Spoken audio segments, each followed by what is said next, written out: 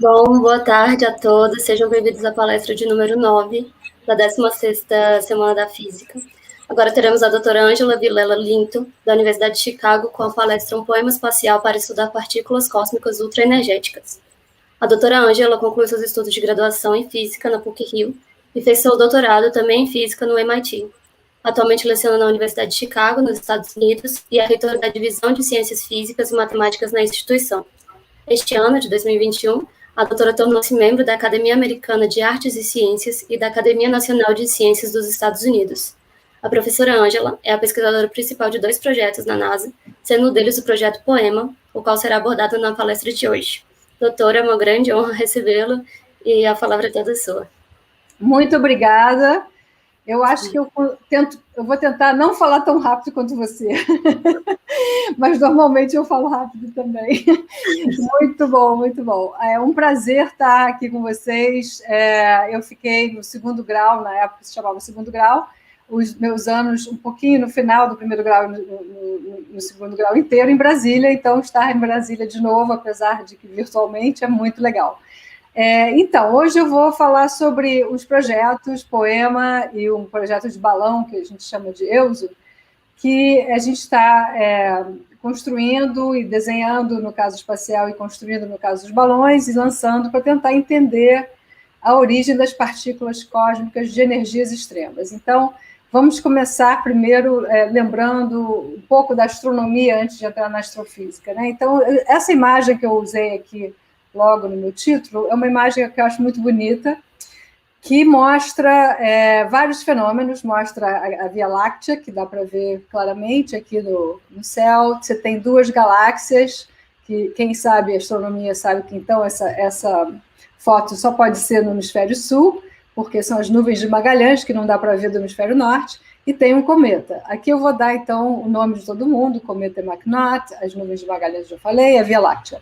Então, isso são 3 objetos, fora as milhares e milhares de estrelas que a gente pode ver, que fazem com que a gente tente entender como é que pode ter tantos objetos diferentes lá fora, e o que eles são, qual o tamanho, qual a distância, várias perguntas que ficam difíceis de saber só em 2 dimensões, né? Quando a gente só tem uma visão única. Então, ter do céu, como está tudo muito longe, a gente quase que vê como se fosse uma esfera bidimensional, mas tem essa parte da distância que é muito importante. Então, no caso desses 3 objetos, o cometa é o mais próximo, o segundo mais próximo é a Via Láctea, e o terceiro são as nuvens de Magalhães. Fora as estrelas, que são parte da Via Láctea, só que como a gente está numa parte específica da Via Láctea, a gente vê as estrelas de uma forma distribuídas mais como se fosse uma bola em volta da gente, mas é realmente um plano, só que é com uma espessura relativamente grande. Essa foto foi tirada por Druckmüller, que é da Universidade de Brno, em 2007, na Patagônia, na Argentina, no topo de uma montanha. Essa foto é feita com luz visível, que é o mensageiro original da astronomia, né? É como a gente começou a tentar entender o universo fora da Terra, usando sempre a parte de olhos de visão.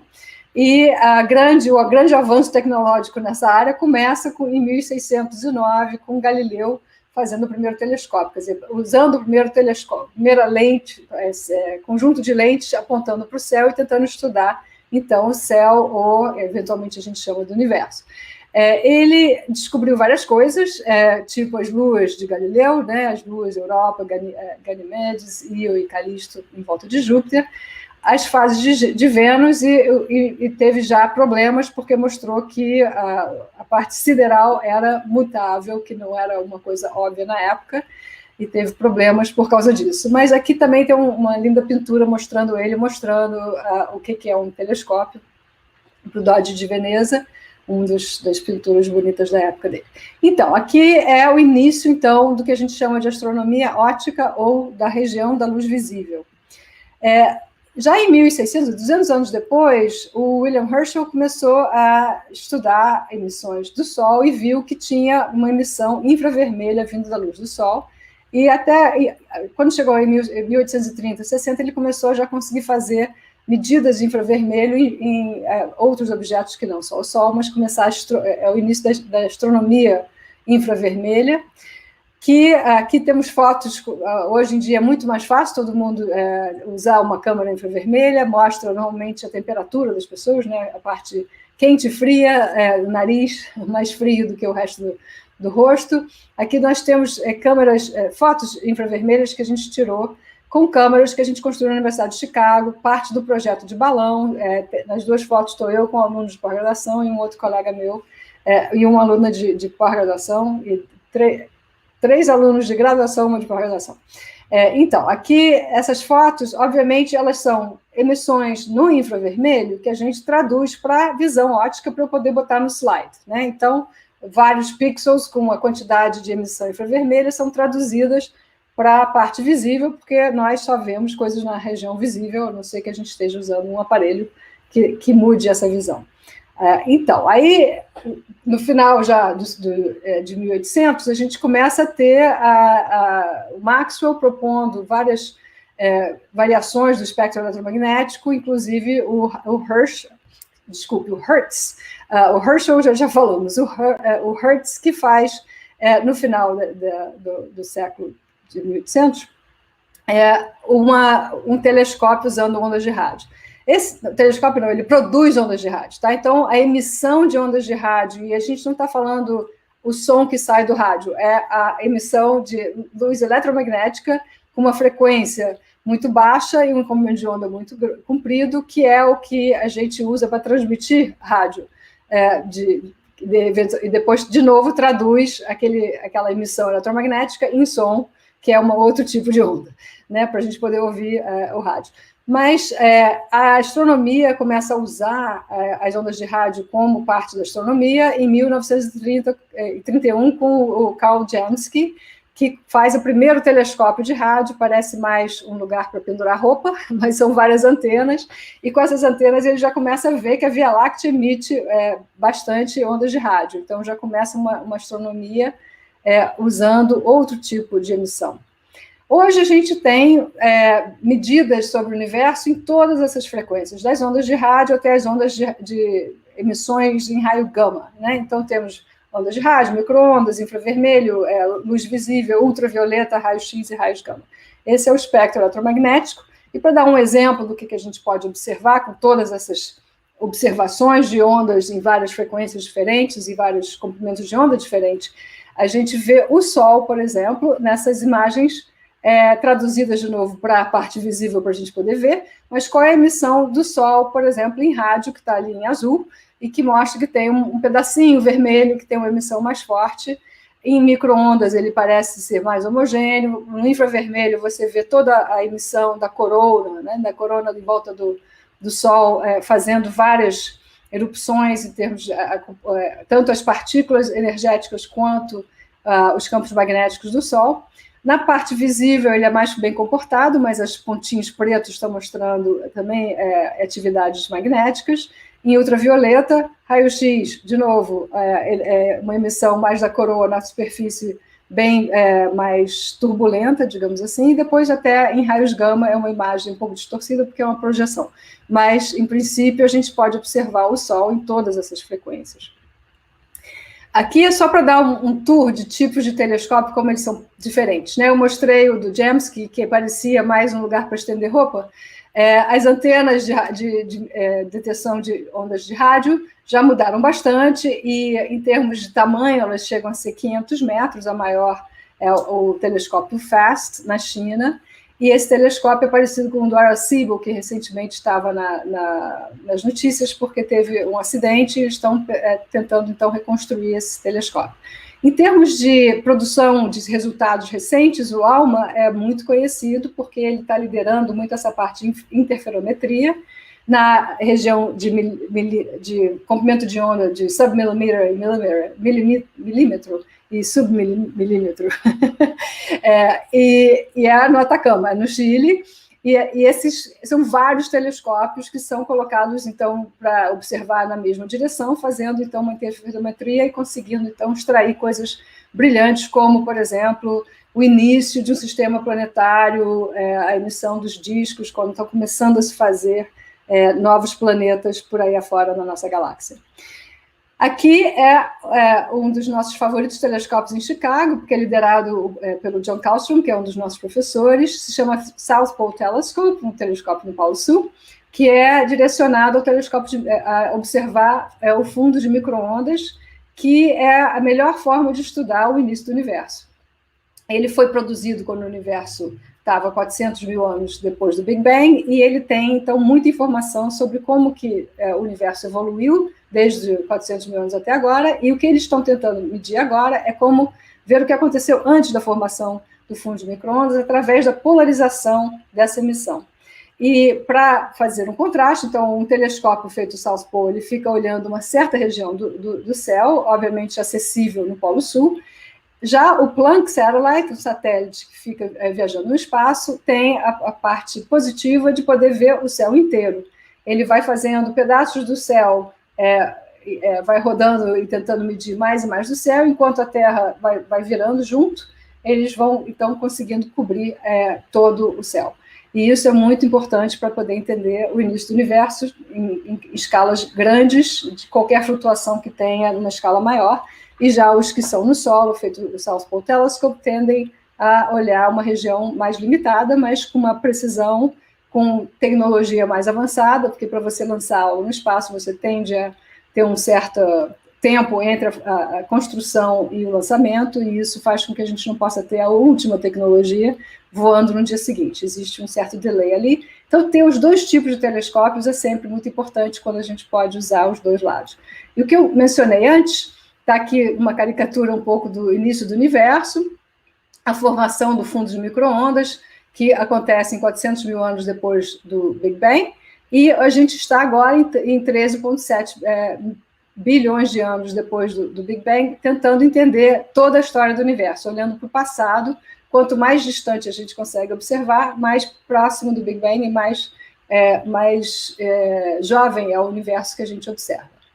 Aí, para tentar chegar, então aqui eu mostrei a parte do fundo de micro-ondas, para tentar chegar a entender o início das primeiras estrelas, das primeiras galáxias, o infravermelho e o óptico são muito importantes. Então, esse tipo de combinação óptico, mas já chegando um pouco ao infravermelho, é parte de uma coleção de telescópios muito especializados, muito potentes. O Hubble é o que as pessoas mais conhecem, o Hubble Space Telescope no espaço, e a grande adição à coleção de satélites, que, quer dizer, no caso do James Webb, não é bem um satélite, ele vai estar em L2, mas vai ser o lançamento do James Webb Space Telescope, que era para ser, eu acho que no final de outubro, início de novembro, e agora passou para dezembro, mas pelo menos eu espero que seja ainda em 2021, que vai ser uma coisa muito gostosa de ter algo positivo no meio da pandemia, né, em termos de astronomia, da gente conseguir ter um novo telescópio na área mais importante para tentar entender a evolução das primeiras estrelas, das primeiras galáxias, e também para poder observar planetas parecidos com a Terra em outros sistemas. Então, esse tipo de descobrimento, de pesquisa que vai ser feita, vai ser muito importante ter esse James Webb Space Telescope funcionando bem. No solo, a gente tem hoje grandes telescópios como o Keck Telescope no Havaí, os Magellan Telescopes em Las Campanas, e tem uma sequência de telescópios também digamos, da colaboração na Europa, no Chile, que se chama ESO, European Southern Observatory. E essas três colaborações têm o próximo projeto que estão agora sendo construídos, que vão ser os gigantes, são os grandes telescópios, Giant Magellan Telescope com 27 metros, 30 Meter Telescope com 30 metros e o Extremely Large Telescope com 50 metros. Então, esses três vão ser a próxima geração. O Brasil está ligado ao GMT e também eu acho que estava em negociação com o Extremely Large Telescope. Então, eu não sei exatamente onde que estão essas negociações. Eles ainda estão sendo construídos e é uma época muito boa de se engajar para poder influenciar o que vai acontecer na próxima década. Mas, como eu mencionei antes, o James Webb vai ser uma das coisas muito legais com o lançamento no final desse ano. Ele é um estilo, né, em termos de frequências, é óptico e infravermelho, como o Hubble é mais para o lado óptico, mas mais ou menos tem um overlap, tem algumas frequências que os dois vêm, e o James Webb é 6,4 metros em vez de 2,4 metros de diâmetro. E essa diferença faz com que o James Webb seja 6 vezes mais potente, porque a coleção de a área do telescópio, né? E agora a tecnologia do James Webb é tão mais sofisticada que a massa é só metade, não é maior que o Hubble, mas é metade da massa do Hubble. Então, uma grande mudança é muito mais leve, muito mais potente, 6 vezes mais potente, e vai estar localizado numa região bem mais quieta, bem mais escura, e vai estar virado para o lado escuro, digamos, vai ter parece um grande varal do tamanho de um campo de futebol, que fica virado para o lado do Sol, e o telescópio fica sempre do lado escuro e mais frio também, porque a ideia desse shield é exatamente para poder refletir a luz do Sol. E a localização que vai ser colocado esse telescópio é no L2, que é um ponto de Lagrange que faz com que a combinação Sol, Terra e telescópio se movem, a Terra e o telescópio se movem em volta do Sol juntos, e tem uma certa estabilidade, então não cai nem para um lado nem para o outro, fica ali basicamente rodando em volta do L2. Então, essa vai ser uma grande coisa para ficar prestando atenção no final do ano, vamos torcer para dar tudo certo e a gente poder ter imagens maravilhosas. E eu botei aqui um círculo vermelho em volta de um ser humano do lado do James Webb Space Telescope.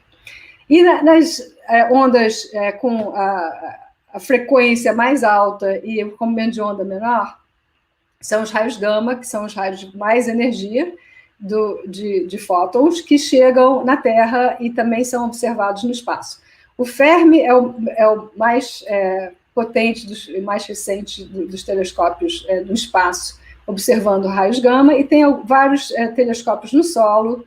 3 que eu estou mostrando aqui, o Veritas, o Magic e o HASS, são feitos olhando não a partícula em si, mas o chuveiro que o raio gama produz quando ele interage na atmosfera, e ele produz um chuveiro, e esse chuveiro que eles fazem uma imagem, usando a emissão Cherenkov, que é basicamente na direção do chuveiro, é como se viesse uma lanterna apontando com emissão Cherenkov na direção do chuveiro, e onde a partícula estaria indo, e com essas imagens eles conseguem, então, saber de onde vem esse raio gama, qual é a energia, e começam, então, a estudar as energias mais altas de fótons que a gente consegue ver. E o que vê as energias mais altas ainda é o ROC, que é um observatório com tanques de água, que vem também o produto em termos de partículas eletromagnéticas do chuveiro dos raios gama, que são depositados nesses tanques, e eles conseguem também não só ver o produto desse chuveiro, mas também monitorar o céu enquanto ele está rodando, em vez de apontar numa certa direção, como os outros telescópios fazem, eles estão olhando para cima. E o que vier, a Terra vai rodando, eles conseguem, então, ver um pedaço bem grande do céu. Então, voltando à nossa foto original, a gente já tinha identificado a Via Láctea, e vamos, então, olhar a Via Láctea em várias luzes diferentes. Aqui a Via Láctea em luz visível, que é parecido com a foto que eu tinha mostrado antes, as nuvens de Magalhães estão ali no cantinho, e uma coisa que dá para perceber é que tem um plano, realmente, mas tem várias regiões mais escuras, e às vezes fica difícil saber exatamente onde é que é o centro deste plano. Nessa foto, que é uma foto mais recente, dá para ver que tem um pouco mais de emissão bem no centro, que a gente colocou no centro porque a gente sabe que é o centro da galáxia, mas não é tão óbvio por causa dessas partes escuras, que são absorção de luz das outras estrelas. A gente tem poeira na galáxia, essa poeira absorve na luz visível. Então, uma forma mais interessante de você ver realmente a estrutura da galáxia é olhando no infravermelho. Que no infravermelho ele consegue passar essa poeira o que mais absorve está perto da gente, então você vê como que a galáxia é realmente bastante fininha, e tem uma coisa bem mais redonda no centro, o bulge, que a gente chama da galáxia, e ali tem o buraco negro supermassivo e umas emissões bem interessantes também em outras frequências. Por exemplo, nos raios gama, mal dá para ver aqui, mas tem uma emissão que vem do centro da galáxia e faz uma espécie de bubble, que a gente chama das bolhas do Fermi, porque foi descoberto pelo pelo satélite Fermi, não pelo físico Fermi.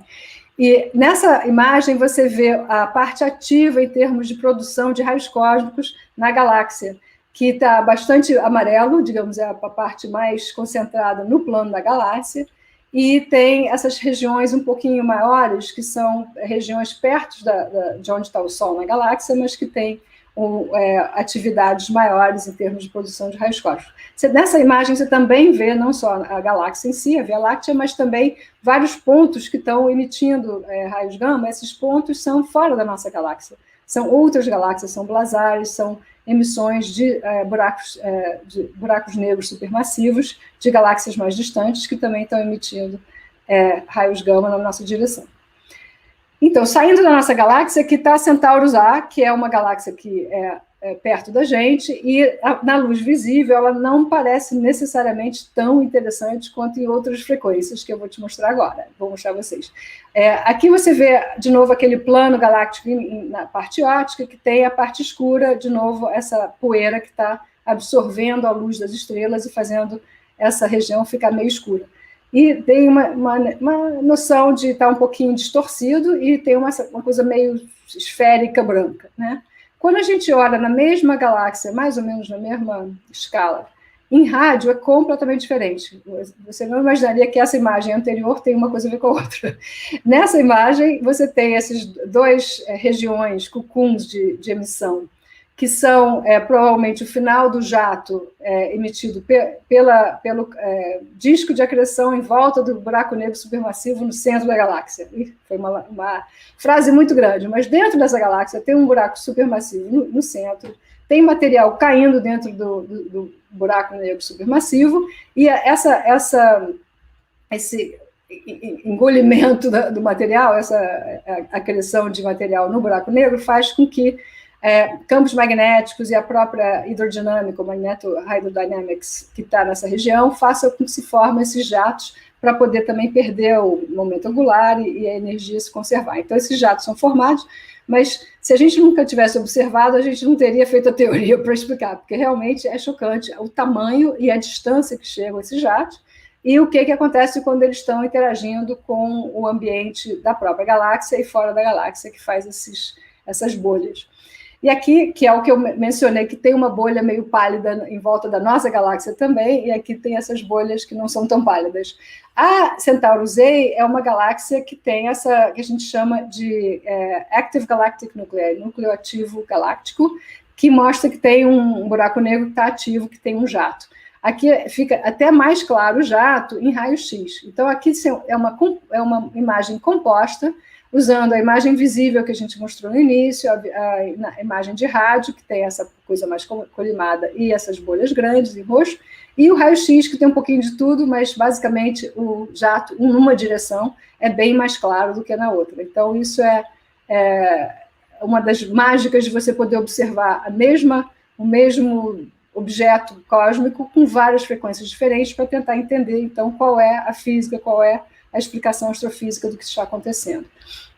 Mais uma imagem que vale a pena curtir se você olhar e pegar no céu de noite, super escuro, e tentar evitar todas as estrelas que são óbvias e focar num quadradinho de 2 arcos de segundo por 2 arcos de segundo, não, arcos de minuto por 2 arcos de minuto, 2 vezes 2,3 arcos de minutos. Aí, nessa região, em princípio não tem nada, você aponta o Hubble e fica um tempão observando naquela direção, esse pedacinho bem pequenininho. O que você vai ver é algo como isso, e que mostra que se você tiver uma sensibilidade muito grande, se você tiver a capacidade de acumular todos os fótons que estiverem vindo de muito longe, todos não, mas uma porcentagem grande, você consegue ver galáxias se formando, 5.500 galáxias nessa região. Tem esses pontinhos azuis minis, que são galáxias também, e tem a história das galáxias, porque quanto mais difícil, mais longe são, e mais jovens são as galáxias, né? Então, a gente tem as galáxias jovens evoluindo para as galáxias mais recentes, e no caso se a gente pudesse fazer isso para todo o universo, para toda a direção no céu, a gente veria basicamente 2 trilhões de galáxias observáveis. As teorias de cosmologia dizem que o universo hoje é infinito, e deve ter sido infinito desde o início, e se o universo é infinito, obviamente o número de galáxias, se for tudo igual, vai ser infinito também. Mas existe uma região que a gente pode observar, e esse é o universo observável, não quer dizer que é o final do universo, é só a parte que o ser humano na Terra, depois de 13,7 bilhões de anos, consegue observar. Tá bom? Então, isso é outra coisa maravilhosa que a gente pode fazer com o Hubble e com o James Webb, usando a luz visível e o infravermelho, a gente vai conseguir chegar bem mais próximo do início das primeiras estrelas, não só das primeiras galáxias. E vai conseguir ver, obviamente, bem melhor as primeiras galáxias. Então, o James Webb, um dos goals em termos, uma das metas em termos científicos, é fazer o final que a gente chama da Dark Age, né, da era escura, que termina. Você tem o Big Bang, que é bastante iluminado, o fundo de micro-ondas ainda tem bastante iluminação, e depois não tem nenhum objeto. O universo vai expandindo e vai resfriando, e ainda não tem a formação de objetos que vão produzir luz de novo. Então, para se fazer essa produção de luz de novo, a gente precisa das primeiras estrelas, depois das primeiras galáxias. Então, isso vai ser uma dos resultados que a gente tem que ficar esperando o James Webb ser lançado, funcionar direitinho, mas já tem vários times preparados para tirar as imagens, para tirar as fotos, para ver o universo em evolução desde o início das primeiras estrelas. Isso vai ser muito bacana. Muito bem, então eu fiz comecei a história assim, a gente está fazendo várias coisas em termos de observação em várias ondas diferentes, desde a onda de rádio até a ondas de raios gama e no espectro eletromagnético. Mas na própria história já começa outro tipo de observação do universo em 1912, com o Victor Hess.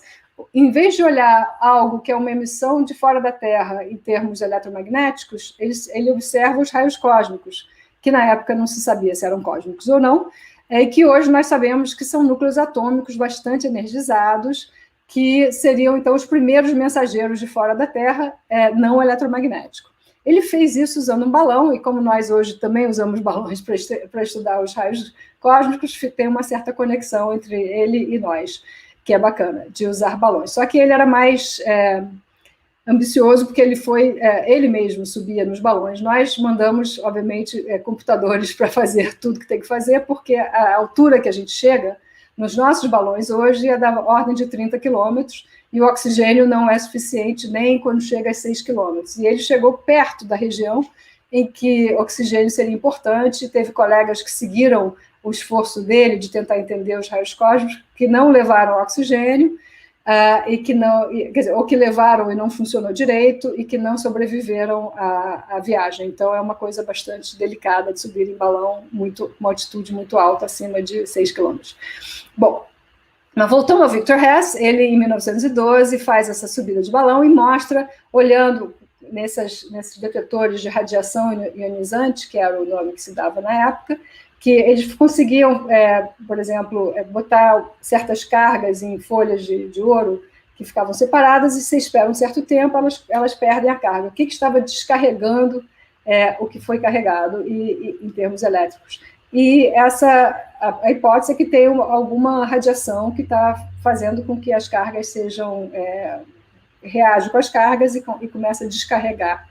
Né? E isso acontece na Terra, certamente, no solo tem radiação também, mas a pergunta era, tem alguma componente que seja, se for só o solo, se a gente sobe num balão, essa radiação ionizante vai parar de funcionar. E o que ele descobriu foi o oposto, quanto mais você sobe na atmosfera, mais radiação ionizante tem. E aí passaram a ser chamados, então, os raios cósmicos. Hoje a gente sabe que raios cósmicos são basicamente todos os elementos da tabela periódica, mas o núcleo, né? Então, de alguma forma, tem algo lá fora que está acelerando átomos normais a energias muito altas, e nessa aceleração eles são ionizados, e os núcleos chegam sem os elétrons. Os elétrons também existem nos raios cósmicos, mas eles não vão muito longe, porque como eles têm uma massa muito menor, eles acabam radiando a energia que foi adicionada aos elétrons mais rápido do que os núcleos. Os núcleos conseguem, então, viajar mais longe e chegam a Terra com energias incríveis. E a gente está tentando entender como que eles foram acelerados a energias tão altas e qual tipo de propagação entre a fonte e aonde a gente observa os raios cósmicos. E eu agora perdi o meu... Está aqui. Então, o que é a nova moda, digamos assim, desse século? É não só usar o espectro eletromagnético, que a gente usou já desde o século passado, mas adicionar ao espectro eletromagnético os multimensageiros. Os multimensageiros querem dizer coisas que não são fótons, não são luz, né? Então, os três são os raios cósmicos, que aqui nesse desenho é o próton, o neutrino, que eu ainda não introduzi, mas é uma partícula elementar, que também é maravilhosa, ela viaja a distâncias absurdas, porque ela não interage com quase nada, aponta para de onde ela vem, que é uma coisa positiva em relação aos raios cósmicos, e o único problema do neutrino é que é difícil de medir, é difícil de pegá-lo, porque o neutrino ele consegue passar por quase todo o material, cruza a Terra inteira, dependendo da energia, sem interagir. Já os fótons é o que a gente tem usado mais, por isso que é, digamos, a primeira partícula, o primeiro tipo de emissão que é usado em astronomia. Agora, o novo adição a esse grupo de medidas do universo são as ondas gravitacionais, que é uma coisa maravilhosa. Passaram-se 50 anos tentando fazer telescópios de ondas gravitacionais, e agora nós temos as ondas gravitacionais que adicionam mais informação ainda sobre o que está acontecendo lá fora. Por exemplo, buracos negros de massas que a gente não imaginava que poderiam existir, 60 vezes a massa do Sol. Então, é uma coisa muito bacana que a gente agora tem todos esses tipos de formas de observar o universo, e a ideia principal é tentar ver várias emissões diferentes do mesmo objeto, para fazer esse tipo de estudo que a gente já viu, a potência desse estudo quando a gente usa ondas eletromagnéticas de frequências diferentes no mesmo objeto também. A gente vê aspectos diferentes e depois a gente consegue, então, colocar uma explicação do que está acontecendo. Bom, então, voltando... aqui estamos. Eu mostrei a tabela de elementos antiga, que em princípio os núcleos dessa tabela periódica estão vindo acelerados pela galáxia fora e fora da nossa galáxia também, a altas energias, e essa tabela periódica é o que a gente diria que era a tabela de elementos antiga. Hoje em dia a gente tem uma tabela de elementos moderna, que basicamente são os quarks, os leptons e os bósons. Os quarks são os que fazem a parte do núcleo, né? E no caso do núcleo que a gente conhece, que tem dentro o próton e o nêutron, são os quarks U e D, o up and down. Tem 3 gerações de quarks que vão se repetindo, e até hoje a gente não entendeu exatamente por quê, mas temos essas 3 gerações, o charm, o strange, o top e o bottom. O fóton então, o que a gente mais ou menos chama de matéria comum são os quarks e o elétron, que o elétron continua sendo uma partícula elementar nessa tabela, e o fóton é a luz, né? Se a gente adicionar o gluon, a gente explica as duas forças. O fóton é o representante da força eletromagnética, que dá o espectro eletromagnético inteiro, quando, obviamente, acoplado com a matéria comum, que tem o D e o E. Se a gente adiciona as duas forças nucleares que a gente conhece, tem o gluon, que faz a força forte nuclear, e os bósons Z e W, que fazem a força fraca nuclear, e o LHC nos deu o Higgs boson, que faz com que todas essas partículas tenham massa. Até aqui está quase fechada a física, falta uma força, né? São 4 forças, tem 3 aqui na tabela, falta a força gravitacional, e falta também o que será, talvez, a matéria escura, e talvez a energia escura. Como que a gente vai conseguir entender essas duas questões que ainda estão abertas? Mas com esses 3 partículas, o U, D e o elétron, a gente explica basicamente toda a matéria comum. Só que os neutrinos, que também foram uma surpresa, eles começam a aparecer porque as reações de partículas, na física de partículas, têm várias reações que produzem, na força fraca, os neutrinos. Recentemente, a gente já sabe muito mais sobre os neutrinos, que são 3 neutrinos relacionados às 3 colunas de sabores ou de gerações dos quarks e dos leptons, o elétron, o neutrino associado com o elétron, o neutrino associado com o muon e o neutrino associado com o tau.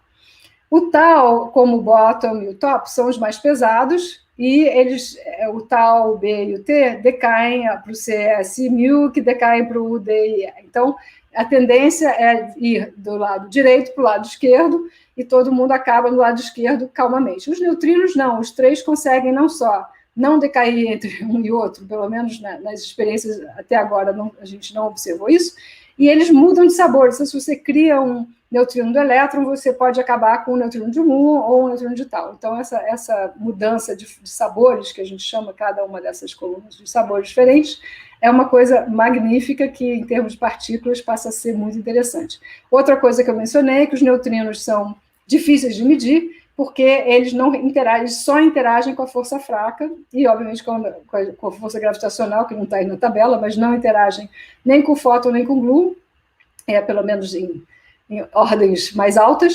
E, então, se você levantar o seu polegar e esperar um segundo, 100 bilhões de neutrinos atravessam o seu polegar. Ou seja, é bastante partícula flutuando por aqui, e a gente não tem necessariamente como detectá-las ou ter... Bom, felizmente não temos muita interação, senão ia ser bastante interessante. Então, o Sol já foi feita uma imagem dele também em neutrinos, e isso é uma coisa linda, feita pelo Super Kamiokande, que é um detetor que foi feito para estudar os neutrinos vindo do Sol em energias baixas relacionadas aos neutrinos que eu vou falar, e foi a razão do Prêmio Nobel de 2015, a descoberta dessa oscilação entre os três sabores de neutrinos, e esse cartoon mostra o neutrino trocando de roupa. E ele faz isso do Sol até nós, na propagação do Sol até a Terra já tem essa mudança. O Super Kamiokande é um grande detetor subterrâneo, com água e esses detetores de fotomultiplicadores para tentar ver a luz. Quando o neutrino interage, que é muito raro, mas ele interage de vez em quando, ele produz uma outra partícula que emite luz. Então, não é o neutrino em si fazendo a luz, mas é o elétron, ou o núcleo, ou qualquer uma outra partícula que ele interage, que ele consegue, então, ser observado através dessa interação. E, em termos de energias mais altas, que é onde os meus projetos residem, o que chegou mais próximo é o IceCube. O IceCube é um projeto maravilhoso no Polo Sul. IceCube vem como um cubo de gelo, né, a ideia do nome, e o cubo de gelo que a gente está falando aqui é 1 quilômetro cubo de gelo, ou seja, 1 quilômetro por 1 quilômetro e 1 quilômetro cube de gelo. E como é que a gente faz um detetor de 1 quilômetro cubo? A gente não vai produzir o gelo, a gente vai usar o gelo, quer dizer, no caso, a colaboração do IceCube usa o gelo do Polo Sul, entre onde está a bedrock, tem ali embaixo a parte da Antártica, que é pedra, e tem essa quantidade enorme, quase 3 quilômetros, 2,5 quilômetros de gelo acima da parte de pedra. E nessa região, no primeiro quilômetro, a partir da parte de pedra, é onde está instrumentado, então, esse detetor de neutrinos. Nesse detetor de neutrinos, o que eles fazem é derreter o gelo e fazer tubos que derrete o gelo e colocam esses fotomultiplicadores parecidos com os do Super K, e a ideia lá é ver também a luz emitida por partículas que são produtos da interação dos neutrinos. Então, no caso, tem um exemplo aqui de um muon produzido por um neutrino do muon, que interage cruza a Terra inteira, interage nessa parte de pedra e, de repente, o neutrino aparece de baixo para cima. Os raios cósmicos continuam acontecendo também no Polo Sul, e os raios cósmicos estão caindo em vez de subindo. Então, quando tem um muon descendo, a probabilidade é maior de ter sido feito por um raio cósmico e não por um neutrino. Mas se ele estiver subindo, é muito difícil ser feito de qualquer outra forma, a não ser um neutrino que tenha cruzado a Terra e produzido esse muon na subida. E as descobertas começam, então, em 2013, com o Bert e Ernie, que é do Vila Sésamo, em inglês, e o tipo de evento, você vê essas bolas coloridas, que são os fotomultiplicadores, que estão mostrando que tem luz e fazem também a partir do tempo. Então, você vê uma coisa vermelha, que é o início, depois vai expandindo essa cachoeira de luz, que é do tamanho do Maracanã, ou de qualquer outro estádio de futebol. Então, é muito bacana você vê assim, que a gente consegue fazer uma partícula muito difícil de detectar passar a ser visível através desses grandes detetores, nesse caso no Polo Sul. Então, com essas novas partículas, essas novas formas de detectar, tanto os raios gama com esses telescópios que são parecidos com os telescópios de raios cósmicos e os neutrinos, a gente consegue, então, estender, em termos de energia, se você colocar esse parâmetro, em vez de ser comprimento de onda para a parte eletromagnética, mas como energia do fóton, a energia do fóton comparado com a energia do raio cósmico, os raios cósmicos têm uma energia bem maior do que os raios gama, e eles estendem até 10 a 20 eletronvolts, que chega a ser nessa escala que eu coloquei aqui em vermelho. Os raios gama são maiores, já foram observados com energias chegando até V, que é bem maior do que a energia nuclear, e os neutrinos, em princípio, começando com os neutrinos do Sol, até os neutrinos de energias mais altas, a gente espera poder observá-los, mas, por enquanto, estamos só começando. Agora, esse tipo de gráfico é só para mostrar a ideia de que a gente vai dobrar, a gente está dobrando o número de ordens de grandeza em que a gente observa o universo, está mudando as percepções do universo através desses novos mensageiros. Aqui é o Laser Interferometer Gravitational Wave Observatory, LIGO, ou LIGO, que é o interferômetro, são os telescópios de ondas gravitacionais. No cantinho a gente põe, então, os dois buracos negros, como que eles rodam em volta de si. No final, eles produzem, quer dizer, em geral, eles estão produzindo ondas gravitacionais o tempo todo, mas quando estão chegando mais próximos, a amplitude vai aumentando, até chegar ao final e parar de emitir ondas gravitacionais.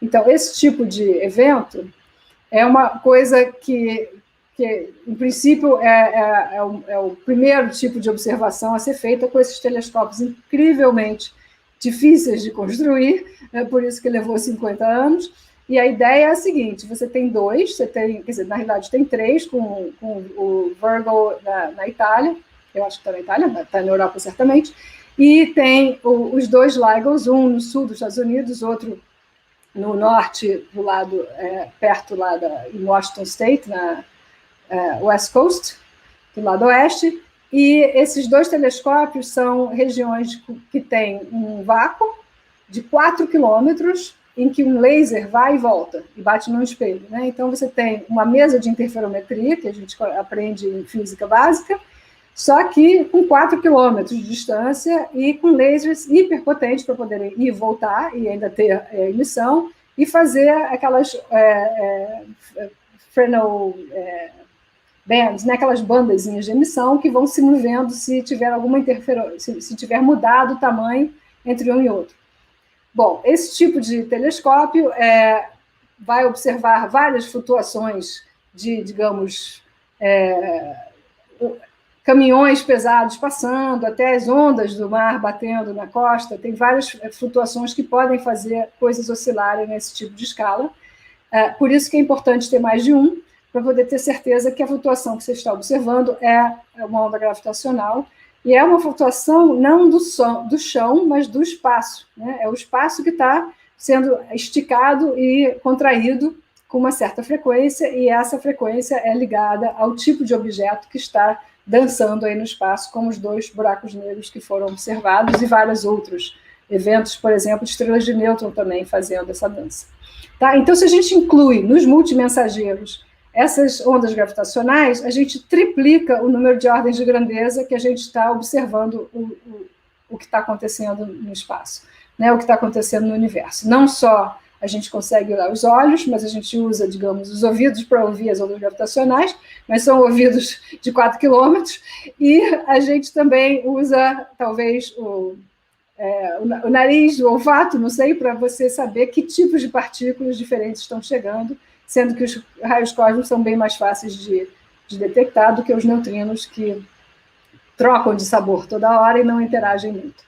Então tá, então eu introduzi, eu espero, a ideia de multimensageiros, eu introduzi o que são raios cósmicos, falamos um pouco sobre o que são os neutrinos, e agora eu quero focar um pouco do que a gente chama esses astropartículas, tanto os raios cósmicos, neutrinos, como os raios gama, são astropartículas, e essas astropartículas são também ultraenergéticas. Então, vamos ter uma noção um pouco de que é o valor de energia que eu estou falando. Eu estou falando de vários números, né? De TeV, de EeV, de 10 a 20 eletronvolts, vários tipos de eletronvolts diferentes.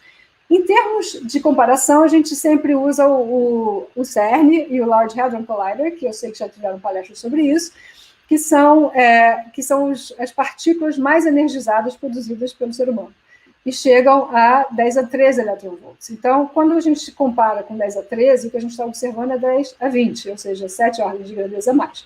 Obviamente que no CERN a gente tem muito mais controle das partículas em si, consegue colimá-las e colidi-las numa região bem definida, dentro de detetores gigantescos, e consegue aprender bastante mais física de partículas do que o que a gente pode fazer com as astropartículas que vêm de fora e chegam em lugares aleatórios do céu.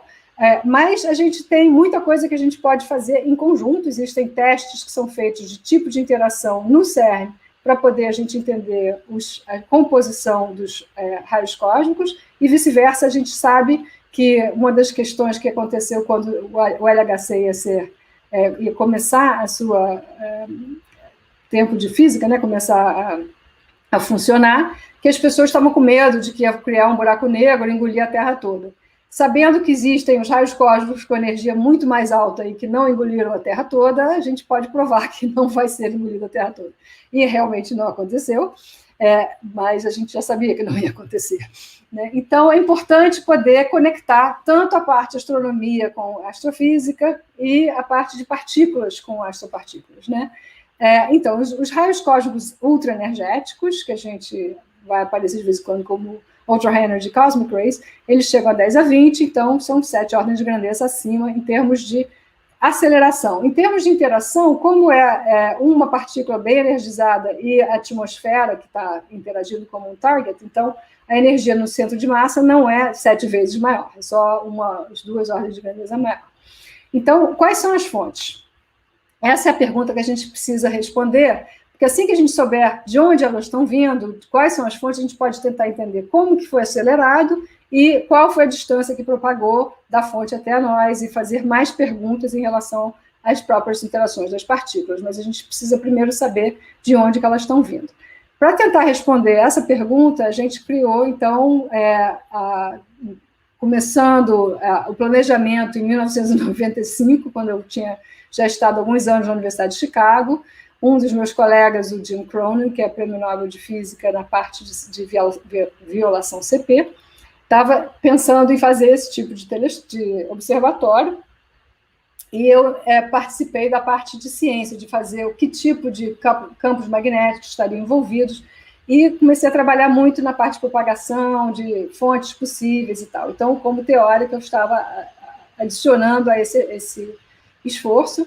E com a construção, que em 2004 foi a primeira vez que eu fui, depois daí para frente, em 2008 em diante, passou a tudo funcionar, a gente conseguiu coletar muitos dados e fazer grandes medições. Aqui é uma espécie de videozinho mostrando qual é a ideia. Você tem um raio cósmico ultraenergético, que aqui está em rosa, que faz uma emissão ultravioleta. Essa emissão ultravioleta é gerada porque quando a primeira partícula, uma partículazinha de 10 a 20 eletronvolts, uma mini coisa, um núcleo energizado de, digamos, oxigênio, vindo com uma energia muito alta, interage na atmosfera e produz centenas de bilhões de partículas que vão fazendo esse chuveiro. Esse chuveiro, as partículas chegam até o solo, a maioria das partículas chega até o solo, a gente consegue observar com esses detetores em amarelo as partículas tipo os elétrons, os pósitrons, os fótons, os muons, os hadrons, né, os nêutrons, os prótons. Aí tem um neutrino para burro produzido também, que passa direto, a gente não consegue ver. E com essa detecção no solo, a gente tem uma noção de quando que chegou essa onda de partículas, né, porque esse rosinha está ali parado, mas obviamente está andando com a velocidade da luz, essa emissão. E a gente consegue ver, então, que tipos de partículas estavam nessa distribuição, que tipo de energia a gente pode estimar. Então, tem bastante dados nesses detetores no solo em amarelo. E para adicionar a detecção no solo, a gente tem esses 4 telescópios que são de onde saem essas luzes azuis, que deveriam sair do chuveiro para os telescópios e não na direção contrária, mas isso a gente não percebeu, que foi desenhado da forma errada. Então, a emissão saindo do chuveiro para os telescópios é uma emissão ultravioleta produzida pela fluorescência do nitrogênio na atmosfera. Então, a parte eletromagnética do chuveiro excita o nitrogênio na atmosfera em cima desse telescópio, e essa atmosfera floresce emitindo luz ultravioleta que a gente pode, então, detectar. Então, o que esses telescópios veem é uma emissão de ultravioleta se movendo na velocidade da luz, tem que ter um telescópio bem sensível para poder ver, né? E também rápido, para poder saber que passou aqui super rápido na velocidade da luz. Essa técnica de fluorescência é o que a gente vai usar no espaço. A gente está fazendo, então, telescópios que vão ou no balão ou no espaço olhar para baixo, na atmosfera, ficar monitorando a atmosfera de cima para baixo, em vez de baixo para cima, e a gente vai poder ver um volume da atmosfera muito maior, observando exatamente usando essa técnica de fluorescência, que no OG são esses telescópios que estão com linhas azuis ligando ao chuveiro.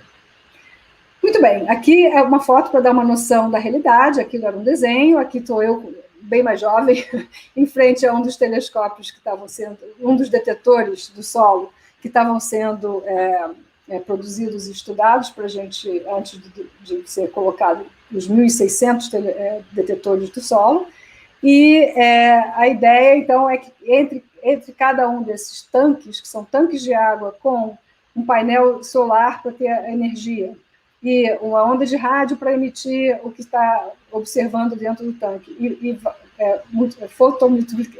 PMTs, fotomultiplicadores, detetores de fótons, que estão observando a emissão Cherenkov das partículas quando elas cruzam esse tanque.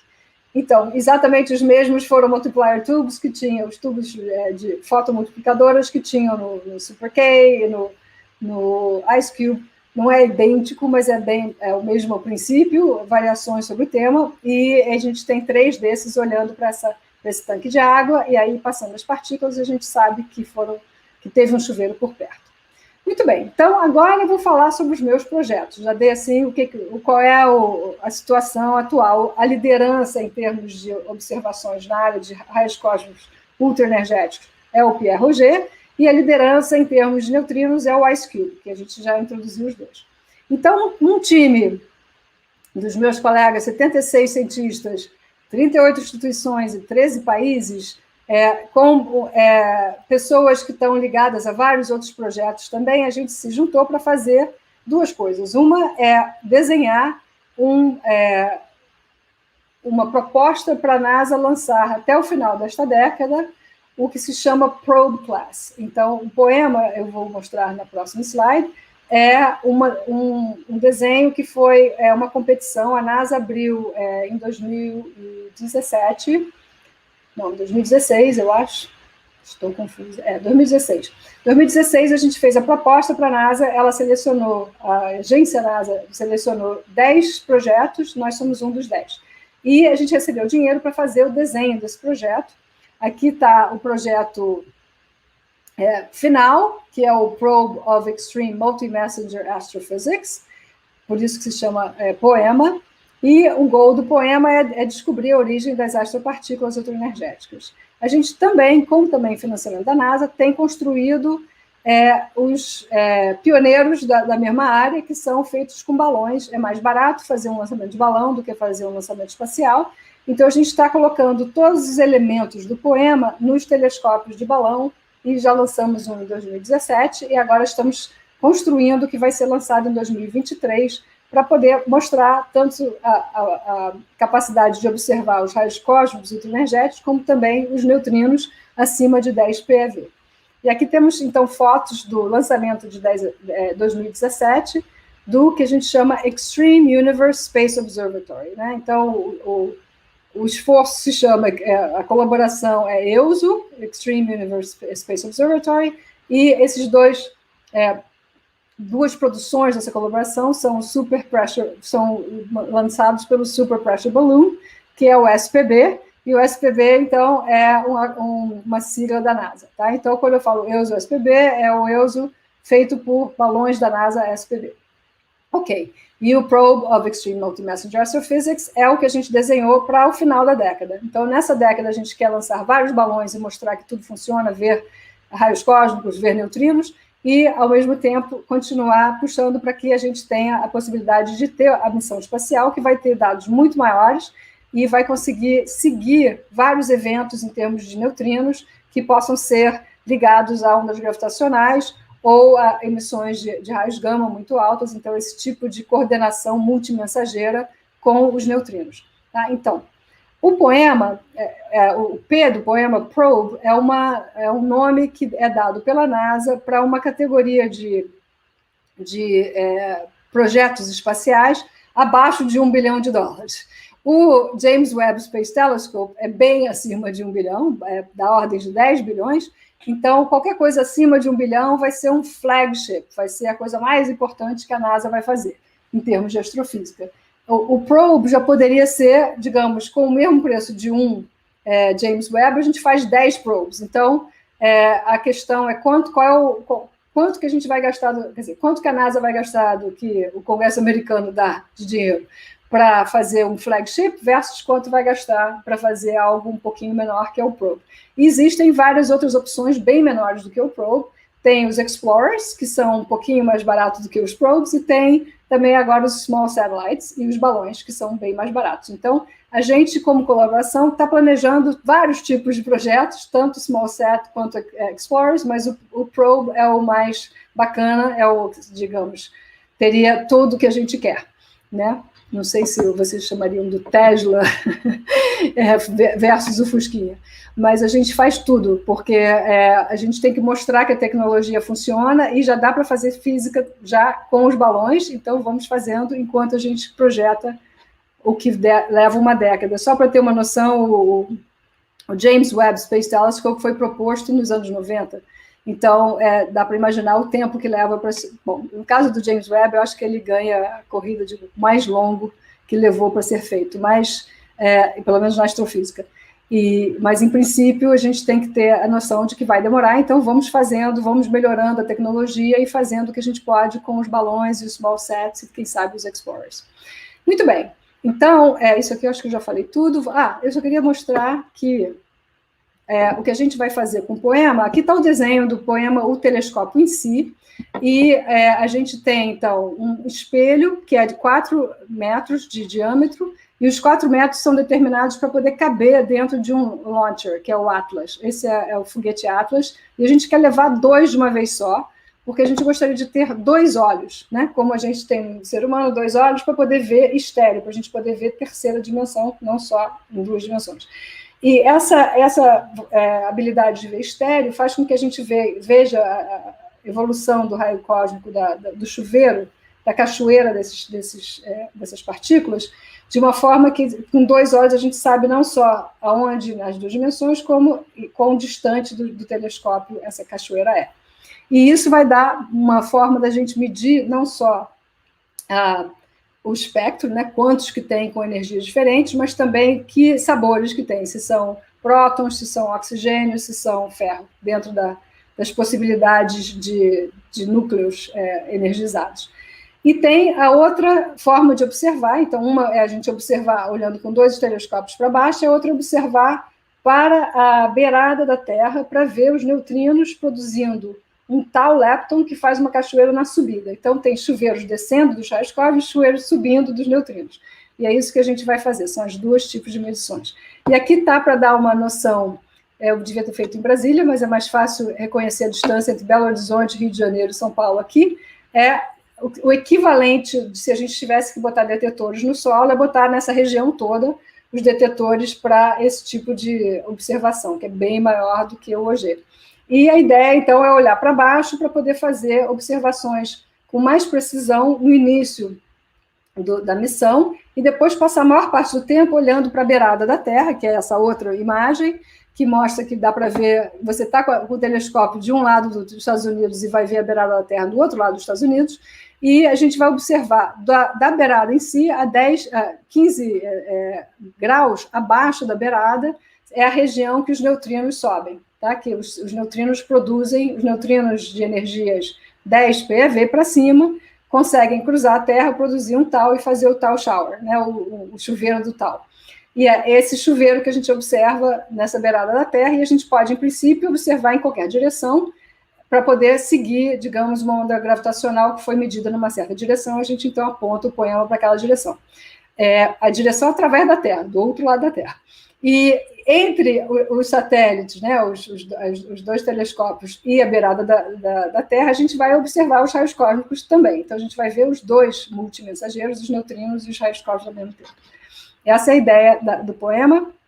E, hoje em dia, a discussão está focada em que as fontes de raios cósmicos ultraenergéticos sejam ou o tipo a Centaurus A, que a gente conheceu um pouco antes, ou o tipo Starburst Galaxies, galáxias que estão formando muitas estrelas, e tem também uma espécie de vento para fora, vento galáctico, que pode ser de onde vêm esses raios cósmicos ultraenergéticos. Mas isso não é suficiente. Primeiro, a gente não sabe quais deles são, e se não são uma terceira coisa que correlaciona no espaço com esses tipos de emissão, mas estamos começando a chegar com os dados do OG e do Telescope Array um pouquinho mais próximo de separar certas opções, mas ainda não temos exatamente quais são as fontes. E só para mostrar que é muito lindo essa imagem do Event Horizon Telescope, que é feita do disco de acreção em volta da imagem da M87, que é uma das galáxias ativas mais próximas, que é bastante ativa e é bem conhecida, a M87. Muito bem. Então, o que eu expliquei antes é que a gente vai usar duas formas de tentar entender. Uma é para explicar quais são as fontes dos raios cósmicos ultraenergéticos, e a outra é observar esses neutrinos do tal, que atravessa a Terra, viram o tal lepton e decai, né? Quer dizer, ele começa aqui na tabela e ele vai parar lá em cima, e o tal vai decair, muon e elétron, e esse decaimento com bastante energia dá para a gente ver através da emissão Cherenkov, é diferente da fluorescência. A gente vai ver a emissão direcionada aos nossos telescópios, que tem uma abertura de mais ou menos 1 grau, então a gente pode saber que o tal veio mais ou menos de 1 grau do outro lado, o neutrino do tal, e esse neutrino do tal vai ser produzido por quase todas as fontes astrofísicas que fazem neutrinos, porque ele pode ter sido produzido como um elétron-neutrino, um neutrino do elétron ou um neutrino do muon, e transformado num elétron do tal entre a fonte e nós. Então, a gente vai observar fontes de neutrinos usando o decaimento do tal. Então isso é o planejamento do poema para fazer esse tipo de investigação, e as energias que a gente consegue ver bem é a partir de mais ou menos 2,10 a 16 eletronvolts, que é uma região bem interessante, é quando a emissão de neutrinos astrofísicos fica sem o background dos raios cósmicos, que também produzem neutrinos.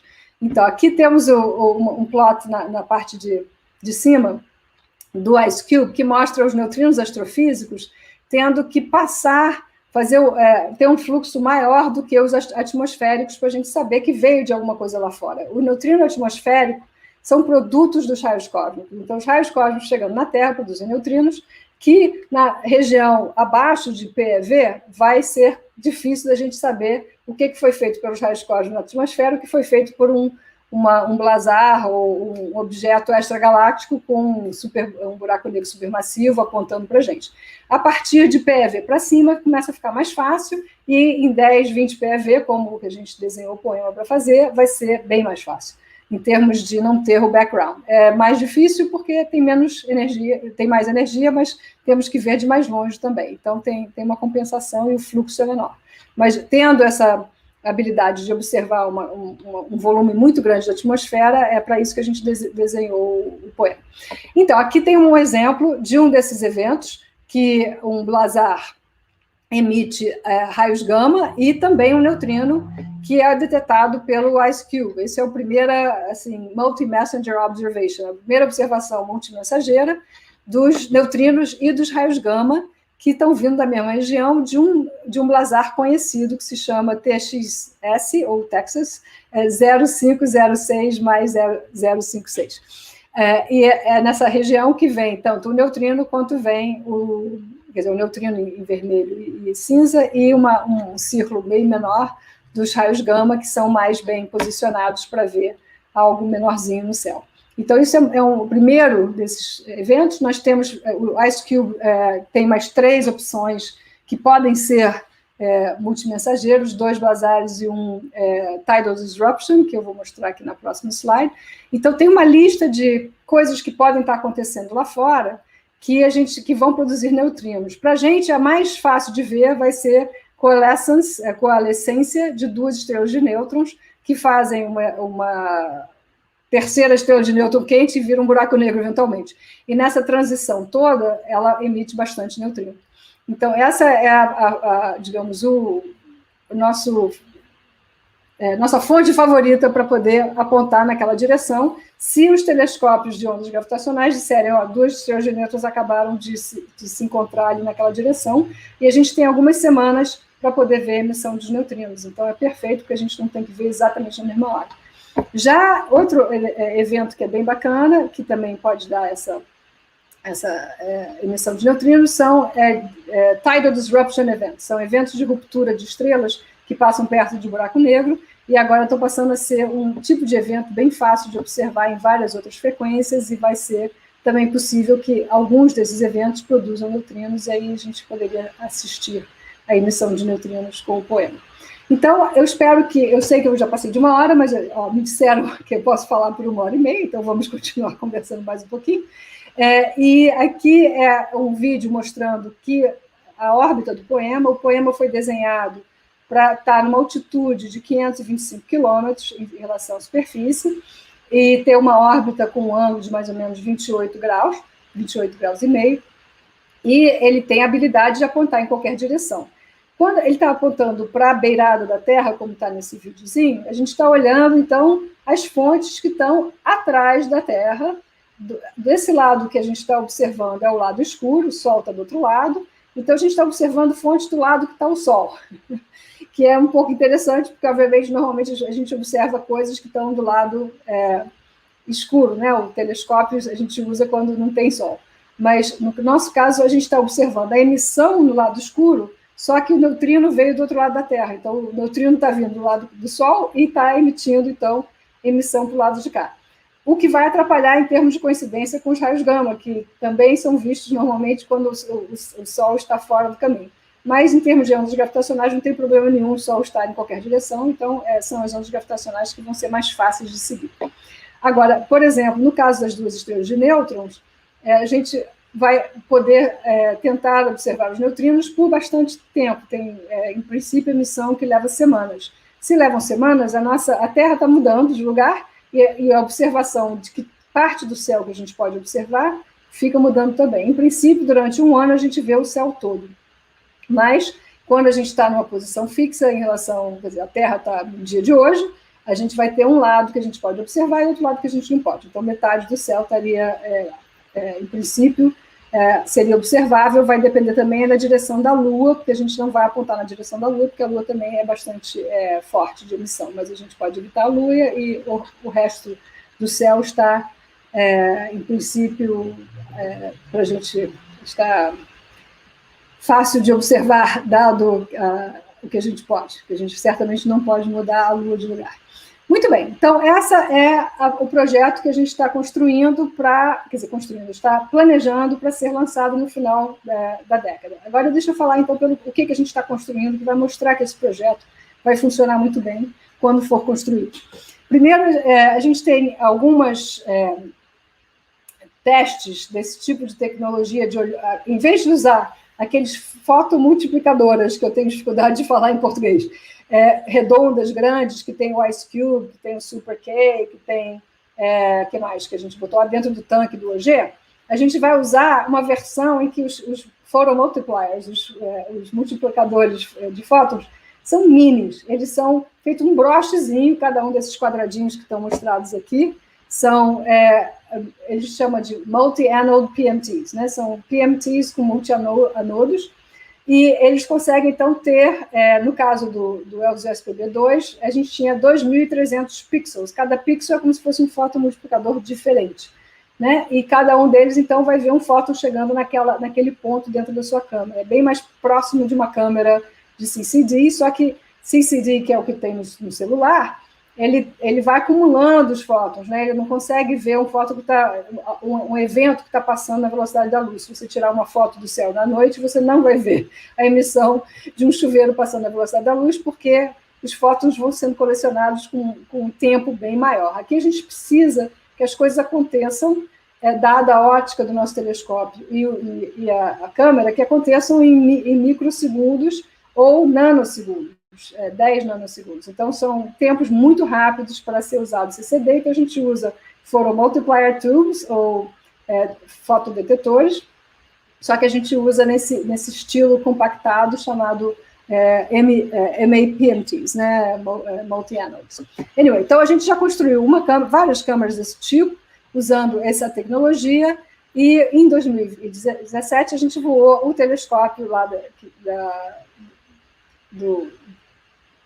da Nova Zelândia, de Wanaka, e o telescópio foi desenhado como o telescópio do Galileu, com 2 lentes.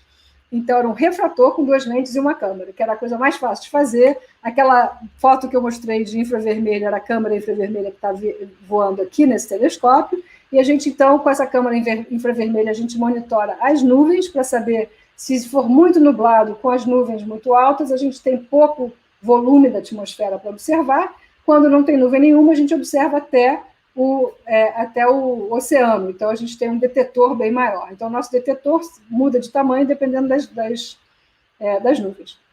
Então, a gente usa essa câmera infravermelha para monitorar as nuvens, e tem essa outra câmera, que é a câmera da fluorescência, que tira uma foto cada microsegundo, tirando 1 milhão de fotos por segundo. Tá? Então, aqui é a turma, eu e vários alunos e pós-graduandos e outros cientistas de outras instituições. Lembra que são 13 países, mas lá em Wanaka, na Nova Zelândia, tinha só um time menor, que era o time da integração, estava tudo preparado para ser lançado.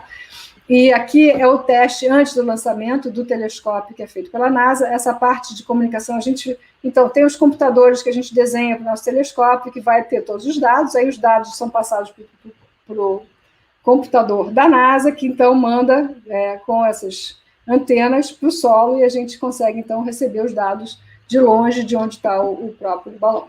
Né? Bom, então aqui está o nosso lançamento, depois de bastante tempo esperando a decisão se vai ou não vai lançar, depende muito se tem vento forte ou não, a gente prefere, quer dizer, a NASA que decide se vai lançar ou não. A gente entrega o telescópio e eles decidem se vão ou não lançar naquele dia.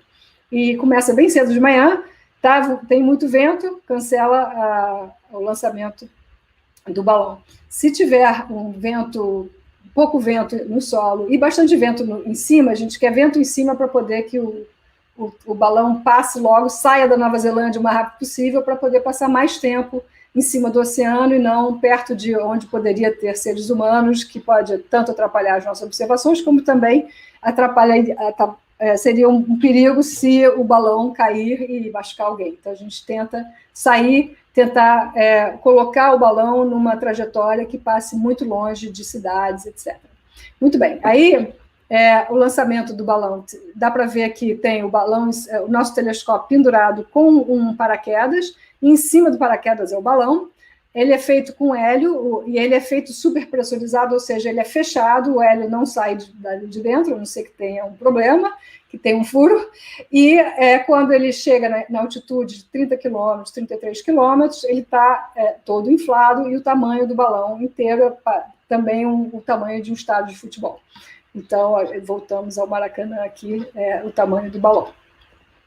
Muito bem, a ideia de lançar balões de Wanaka é muito bacana, porque ou da Nova Zelândia, em princípio, que a gente está numa ilha, bem rapidamente a gente está em cima do oceano, e a ideia é ficar dando voltas em volta da Antártica, no Oceano Sul. Por isso que é a Nova Zelândia. A ideia é muito bacana, porque se você está a 30 quilômetros de altura, você tem uns ventos bastante estáveis que dão essa volta e conseguem circular em volta por muito tempo, quer dizer, com velocidade de 100 km por hora, ou seja, em 4 dias a gente pode estar da Nova Zelândia, o balão, né? Passando pelo Chile, Argentina, dando volta de novo, e a ideia, então, é ficar circulando até, digamos, o máximo possível de tempo, e cada vez que passar por exemplo, Chile, Argentina, Nova Zelândia, ou Austrália, ou talvez a África do Sul, fazer a decisão se lança ou não, se para a missão e manda, então, o nosso telescópio tentar pousar com o paraquedas sem arrebentar tudo. Isso é sempre a parte meio difícil de balão. Muito bem, então, a gente lançou em 2017, infelizmente, o nosso balão teve um furo e a gente não demorou muito tempo para acabar no oceano, em vez de ser na Terra, porque no solo, porque teve esse problema com o balão. Então, a NASA já está prometendo, quer dizer, obviamente que não foi algo que, se fosse controlável, já tinha sido controlado, mas era um balão teste e agora eles estão fazendo um balão novo que a gente espera que não tenha mais esse tipo de problema. Os balões anteriores superpressurizados, um foi um teste sem nenhum telescópio, que deu a volta e teve um probleminha quando chegou aqui perto e acabou na Austrália, em 32 dias, e o segundo foi em 2016, com um telescópio chamado COSY, que deu 2 voltas, deu uma volta verde aqui, depois uma volta vermelha. Na volta vermelha também teve um problema, acabou no Peru. Nós esperamos ser lançados em 23 e dar várias voltas redondinhas, sem ter problemas de perder nenhum hélio, e conseguir, então, passar 100 dias, se deu certo, se der certo, flutuando. E, para terminar, eu só vou mencionar mais um projeto que a gente tem, que faz parte dessa colaboração EUSO, do Extreme Universe Space Observatory, que está na Estação Espacial Internacional hoje. Os cosmonautas da parte russa do ISS, estão usando o nosso telescópio, que é do tamanho que está aí na fotografia, um pouco menor do que um ser humano, e eles têm uma janela que é transparente às radiações ultravioletas, então a gente coloca esse telescópio olhando para baixo para ver todo o background e, quem sabe, até ver um raio cósmico ultraenergético, mas ele não é grande o suficiente para a gente ter garantia que vai ver, teria que ter muita sorte. Mas já é uma grande evolução de mostrar que funciona, que a gente consegue ver outros eventos, tem raios na própria atmosfera, eventos atmosféricos que não são de microsegundos, que são bem mais longos, de milissegundos a segundos, que a gente observa com esse tipo de telescópio para tentar entender o nosso background bem. E o que eu mencionei é o EUSO SPB2, que a gente vai lançar em 2023, e estamos construindo agora. Ele vai ter 2 telescópios, o Cherenkov e o Fluorescência, olhando para baixo para ver essa emissão de fluorescência, o mesmo tipo que a gente vê no OG, de raios cósmicos ultraenergéticos, e um outro telescópio para ver a emissão Cherenkov desses tal neutrinos que ficam subindo da beirada da Terra para a direção do telescópio. A gente vai primeiro olhar acima da beirada da Terra para ver a emissão Cherenkov de raios cósmicos e depois olhar embaixo para ver a emissão do decaimento do tal, como a gente planejou para o poema. Aqui tem pedaços já do que foi construído, a gente já construiu metade da câmara do Cherenkov, vai terminar a câmara de Cherenkov ainda esses próximos meses, 1 ou 2 meses. No final, em novembro, a gente já vai fazer os testes usando essa câmera e o telescópio. Esse é um dos espelhos do telescópio. Vamos levar para fazer testes de uma montanha, para já, antes de voar, saber o que a gente está vendo. E a parte de fluorescência é um telescópio maior, com uma câmera 3 vezes maior do que a de 2017, e essa está sendo integrada agora na França e na Itália, e com esses 2 times a gente vai conseguir depois trazer para os Estados Unidos e entregar tudo no final do ano que vem para a NASA, para levar para Nova Zelândia. Então, vamos terminando por aqui. Muito obrigada pela atenção, e duramos bastante tempo aqui conversando. Eu quero só lembrar, então, que os nossos projetos é o Poema e o EUSO SPB2 agora, para abrir novas percepções do universo, tentando descobrir a origem dos raios cósmicos ultraenergéticos, observar neutrinos de eventos extremos do universo, e estudar a física e astrofísica de astropartículas. Muito obrigada. Bom, doutora, muito obrigada pela palestra incrível.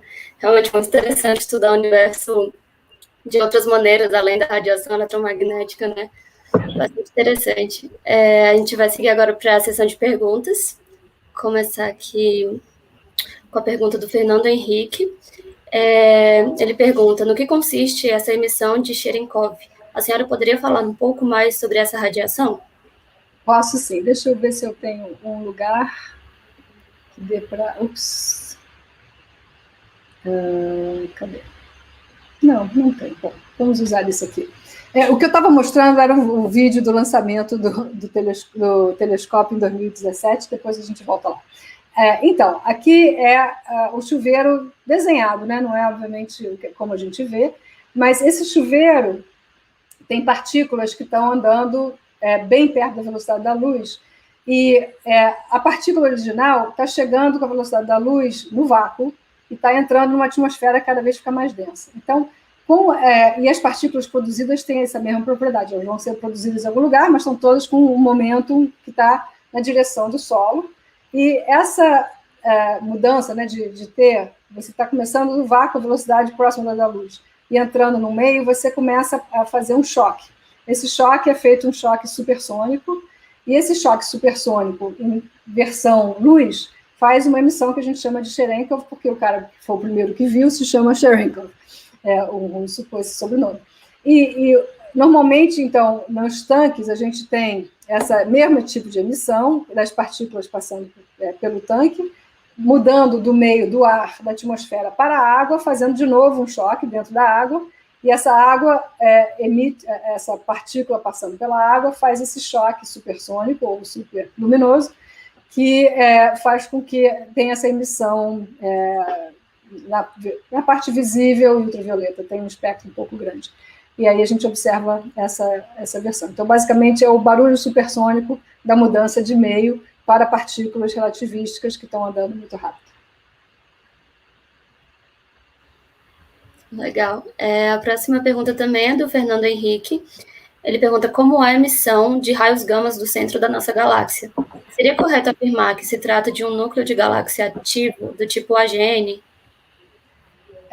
No caso, a gente não está vendo nessa foto algo especialmente potente saindo do centro, né? A gente, se fosse essa imagem ou esta imagem, seria meio óbvio que tem realmente um núcleo ativo no centro da galáxia. Na nossa galáxia, a gente não vê jato nenhum saindo, a gente vê um pouquinho que a gente chama cocoon, né? Uma espécie de bolha antiga. Então, é possível que tenha tido atividade no centro da nossa galáxia, mas certamente hoje em dia não. Agora, não sei se dá para ver, eu deveria ter posto uma outra foto, talvez eu tenha ali embaixo, depois eu vejo. Aqui tem uma espécie de emissão um pouquinho maior e também aqui em cima. É muito difícil de ver nessa fotografia. Mas existe, então, uma bolha realmente de emissão de raios gama, como se fosse assim, o passado em que talvez o nosso buraco negro supermassivo tenha tido um pouco de atividade. Mas, recentemente, a Via Láctea não tem atividade no centro da... Tem buraco negro, tem a acreção do buraco negro de estrelas, mas não tem esse tipo de jato e essa emissão mais óbvia feito tem, por exemplo, na Centauri lá. Então, a gente não associa essa emissão de raios gama com uma emissão nuclear. E você vê que a parte mais brilhante está no plano da galáxia e distribuído, não é só naquele ponto, né? Então tem muito mais, no plano da galáxia tem várias supernovas, são o final de estrelas, e essas supernovas, explosões de estrelas, fazem com que as partículas, né, o gás que está em volta, seja acelerado, e essa aceleração através dos choques das supernovas é o que provavelmente produz os raios cósmicos, e a interação dos raios cósmicos com o meio na nossa galáxia produz os raios gama. Tem vários passos, mas basicamente são supernovas e não o centro galáctico em si, emitindo esses raios gama. Certo. A próxima pergunta é da Master Sama, ou do Master Sama. De onde vem a emissão dessa bolha de luz branca na região do visível? Tem a ver com aquele material e luz emitida no centro da galáxia pelo buraco negro? Não, em princípio, vamos lá ver de novo. Cadê? Bom, aqui bom. Deixa eu pegar só a Centaurus A, senão fica muito difícil saber o que eu estou falando, porque é muita confusão. Tá, vamos aqui, né? O que ele está perguntando é essa parte, ou ela, não sei, essa parte branca, se é o buraco negro que está fazendo essa emissão. A resposta é não. Na realidade, as galáxias têm dois tipos de galáxias, né? Galáxias espirais e galáxias spiral and spherical, eu acho, esféricas. Eu estou enferrujada. Eu normalmente dou aula de astrofísica, mas eu não tenho dado aula esse ano, então eu já não lembro mais o nome da galáxia. Tem umas que são esféricas e tem umas que são planas, né? As espirais são essas planas que têm as estrelas basicamente num plano galáctico, como a nossa Via Láctea. Via Láctea, aqui é a Centaurus A, tem esse plano, que é onde está essa parte escura, mas também tem esse bulge muito grande. É como se tivesse uma mistura de dois tipos de galáxias. E a galáxia antiga, em geral, é essa mais esférica. Essas galáxias esféricas, essa luz aí, basicamente, a resposta rápida é luz de estrela, não é a luz do buraco negro. São estrelas que a gente não está necessariamente vendo os pontinhos delas todos, mas que estão emitindo luz. Então, as estrelas estão distribuídas numa região esférica em volta do centro da galáxia. Tem também a matéria escura, que é muito maior do que a galáxia em si, que não dá para ver, por isso que se chama matéria escura. Mas, no caso dessa emissão branca, são as estrelas, e são estrelas, é uma componente mais antiga da galáxia, e provavelmente pode ter sido gerada porque teve outras galáxias que colidiram com essa e fizeram, então, esse bulge no centro da galáxia. Certo. A próxima pergunta do Vitor Laurentino. A partir de quando vamos poder estar recebendo as primeiras imagens do James Webb? Boa pergunta. Assim que a gente tiver o lançamento, a gente vai ter que esperar um pouquinho, porque vai ter um tempo de testar tudo, e assim que tiver testado tudo, vamos começar. Então, eu acho que pode ser da ordem de semanas, né? Eu acho que algumas semanas depois já começa, e os projetos que a direção que o James Webb vai apontar e o tempo que ele vai ficar olhando numa certa direção já foram planejados com antecedência. Então, vários dos meus colegas já têm projetos que vão ser a NASA que controla para onde que vai, não é cada observador, não é cada astrônomo que aponta o telescópio, porque pode dar, é muito complicado. Então, a NASA que diz, vamos, dependendo de quando é lançado e para onde que ele está apontando, a gente vai começar a fazer esse tipo de observação. Primeiro, depois aquela, depois aquela, depois aquela. Então, existe toda uma sequência que já foi aprovada e e cada ano vai ter uma reavaliação de se deu certo ou não, se tem que voltar para terminar o que começou, e daí tem várias propostas, quer dizer, daí para frente, de fazer novos projetos. Então, vai ter a fase 1, fase 2, fase 3 de observações com James Webb. Todas as observações, eventualmente, são colocadas para o público, então, são os cientistas que propõem a priorização, em princípio, tem uma competição, todo mundo propôs, e os que foram considerados com outros cientistas fazem a priorização, fazem refereeing, né, quer dizer, dão uma revisão no que foi proposto e fazem, então, uma seleção de quais são as observações prioritárias e depois vai abrir de novo para ter outras opções, porque, obviamente, se descobrirem algo que ninguém imaginava, vão querer ter outras imagens daquela mesma região, por exemplo. Legal. A próxima pergunta é do Diego Andrade. Ele pergunta, é verdade que à medida que o tempo passa, menos coisas podem ser observadas no universo, devido à sua expansão ou algo do tipo? Boa pergunta. Deixa eu pegar aqui algo que vamos poder explicar. Então, o que ele perguntou é se, a passar do tempo, a gente vai ver menos coisa. Então, ao passar do tempo, a gente pode ver mais coisas desde o passado até agora, porque a gente teve mais tempo e mais coisas se formaram. Se a gente for, por exemplo, a 20 bilhões de anos, né, se a gente esperar alguns bilhões de anos, a gente vai ter outras galáxias e outras coisas que estão se formando. Então, em termos de objetos formados no universo, vai ter mais dinâmica que passou desde o início até agora, né? Então, a gente continua podendo ver desde o início, só que tem 20 bilhões em vez de 13,7 bilhões de anos para se observar. Então, em princípio, a gente pode ver mais. Mas o que ele está se referindo é que, ao mesmo tempo, a expansão do universo está acelerando.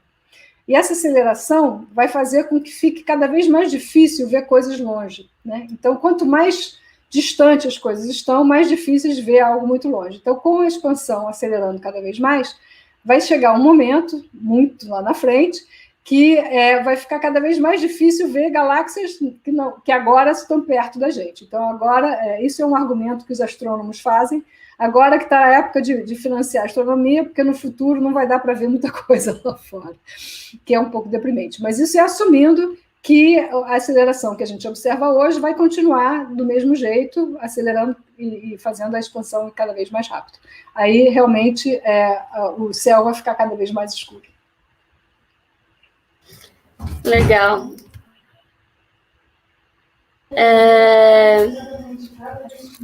A próxima pergunta é do Fernando Henrique. A senhora saberia dizer qual o motivo pelo qual os quarks top têm massas tão maiores que os outros tipos de quarks? Adoraria saber a resposta, mas acho que nem eu, nem ninguém sabe. É um dos mistérios da física de partículas, por que tem essa diferença e que o top é até bem mais. Inclusive, eu estava no Fermilab quando foi chegado as notícias, né, da massa, porque foi bem mais alta do que eu imaginava. Estou procurando aqui minhas partículas, aqui estamos. Então, o top foi uma surpresa, que foi até mais alto. Sabia-se que ia ser bem mais pesado que os outros, mas é mais pesado ainda do que você imaginava. E o tal também é o mais pesado da turma verde, né? Então, esses dois é a terceira geração. E entender a massa, obviamente, o Higgs ajuda, que é uma das teorias que foi proposta, e agora a gente sabe que realmente é o mais próximo da realidade, é que tem a interação com o Higgs que determina um pouco essa hierarquia de massa, mas ainda temos uma pergunta: por que 3 e por que tantas gerações? Certo. A próxima pergunta é do Vitor Laurentino. Ele pergunta: existe um próton que seja a maioria dos raios cósmicos? Imagino que o fato de o hidrogênio ser um elemento mais abundante do universo, os raios cósmicos também, em sua maioria, são íons de hidrogênio. Boa pergunta. Exatamente. Se você perguntasse a todos os que estavam trabalhando no OG, em 2004, qual vai ser a composição dos raios cósmicos ultraenergéticos, 99% ia dizer só prótons. Alguns iam dizer, talvez alguns núcleos de hélio, né? Porque no início do universo você só tem próton, e aí tem uma fase em que a gente tem um pouco de reação nuclear e fazem o núcleo de hélio, e that's it, não tem mais nada, acaba no hélio. Precisamos fazer estrelas, cozinhar os elementos, o hélio e o hidrogênio, para poder fazer o resto da tabela periódica. Então, a ideia original era que esse tipo de raio cósmico ultraenergético está sendo acelerado, a abundância do hidrogênio é muito grande, vai ser basicamente hidrogênio nas energias mais altas. A gente, em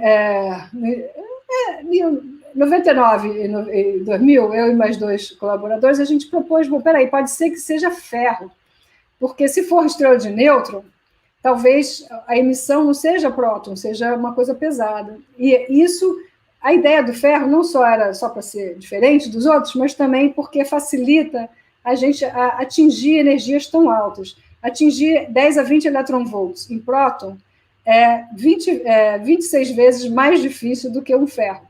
Porque o ferro, em 10 a 20 eletronvolts, ele tem o próton, são 56 prótons e nêutrons que estão acelerados, e com a carga 26 vezes maior, você usa menos energia do choque acelerando o ferro.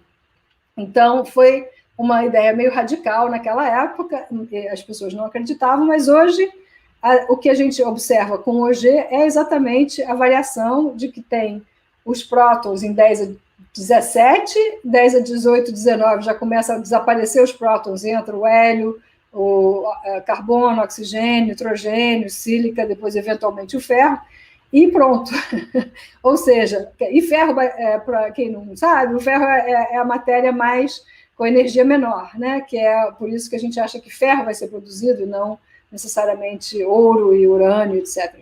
Mas o ferro é a forma mais de energia mais baixa em termos de material bariônico. Então, a gente estava propondo que o ferro fosse a primária dos raios cósmicos de 10 a 20 eletronvolts e, pelos vistos, tem uma componente grande de ferro também. Então, seja lá qual for a fonte, que a gente ainda não está entendendo direito, ela não está acelerando só os prótons, está acelerando toda uma variação de sabores diferentes de núcleos.